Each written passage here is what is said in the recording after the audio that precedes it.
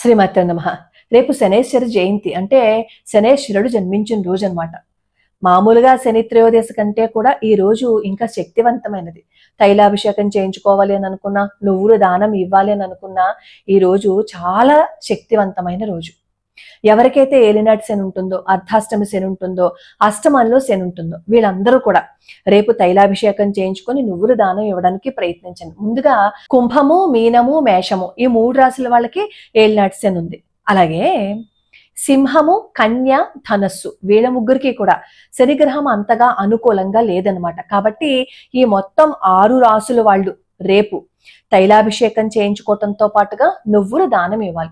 తైలాభిషేకం చేయించుకోమన్నాం కదా అని డబ్బాలతో తీసుకువెళ్ళి అక్కడ తైలాభిషేకం చేసేస్తారు. ఎప్పుడు అలా చేయకూడదు. కాస్త ఒక గిన్నెలో పోసుకుని చక్కగా తైలాభిషేకం చేసుకోవాలి. మీరు ఒకవేళ చేసుకునే మాట అయితే.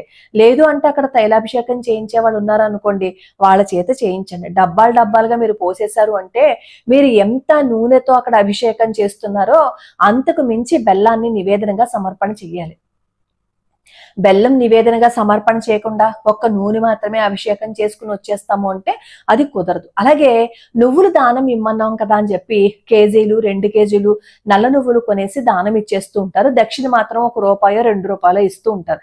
అది చాలా తప్పు. నువ్వులు, నల్ల నువ్వులు ఒక ₹5 కొనుక్కోండి. ₹5 కొనుక్కొని దాంతో పాటుగా మీకు స్థితి ఎంతుందో, మీ స్థోమత ఎంతుందో మనల్ని మనం మోసం చేసుకోకుండా. ఆ మాట ఎందుకన్నాను అంటే మనం దక్షిణని సమర్పణ చేసేటప్పుడు ఏదో ఊరికనే మనం దక్షిణ సమర్పణ చేసేస్తున్నాను ఫీలింగ్ తీస్తారు చాలా మంది.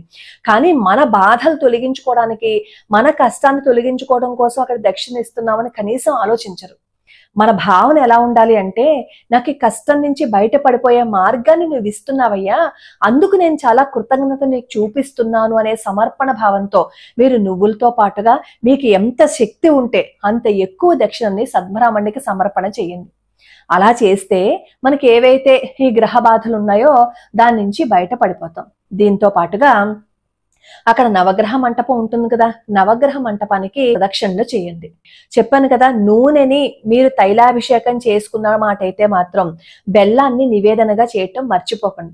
ఒకవేళ ఎవరైనా సరే ఒక 15 కేజీల నూనెతో అభిషేకం చేసేయండి, 2 కేజీల నూనెతో అభిషేకం చేసేయండి అని చెప్పారనుకోండి, చక్కగా ఒక గిన్నె తీసుకోండి. ఆ గిన్నెతోటి మీరు అభిషేకం చేసేసిన తర్వాత ఆ నూనెని అదే ఆలయంలో భగవంతుడికి ఉపయోగించడం కోసం ఇచ్చేసి మీరు బెల్లం నివేదన చేసి వచ్చేయండి. అలా చేస్తే మీకు అభిషేకం చేసిన ఫలితమే వస్తుంది. మనకి 15 కేజీలతో చేసామన్నారు, 2 కేజీలతో చేసామన్నారు, 20 కేజీలతో చేసామన్నారు కదా అని డబ్బాలు ఆ శనిగ్రహం మీద, ఆ నవగ్రహాల మీద వంపేయకూడదు.